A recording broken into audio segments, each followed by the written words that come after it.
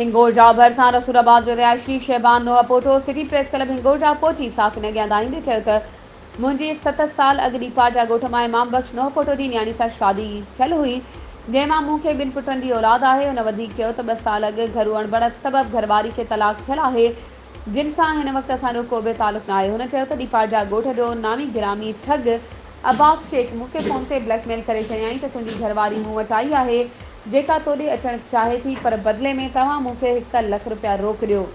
हुन वधीक चयो त अब्बास शेख खे 1 लख ॾियण तां इनकार कयो, जंहिं तां हू हाणे ॾमेरटी पियो आहे ऐं मूंखे बिला वजह तंग करे मुंहिंजे मुखालिफ़ सालनि खां मिली हिरासमेंट पियो करे। हुन चयो त अब्बास शेख मां मूंखे जानी ख़तरो आहे, मूंखे कूड़नि केसनि में फासाए क़त्ल करण जी साज़िश तयारु कई अथसि। इन लाइ मुंहिंजी DIG Sukkur, SSP Kharpur, SHO सिठारजा ऐं SHO हिंगोलजा खे अपील आहे त ब्लैकमेलर अब्बास शेख खे गिरफ़्तार करे मथत केस दाख़िल करे मूं सां इंसाफ़ कयो वञे। वधीक ख़बरूं ऐं अपडेट्स जे लाइ असांजे चैनल खे सब्सक्राइब कयो ऐं हा, बेल आइकन खे प्रेस करणु न विसारिजो त जीअं असांजी हर नई अचण वारी वीडियो तव्हां ताईं पहुचे।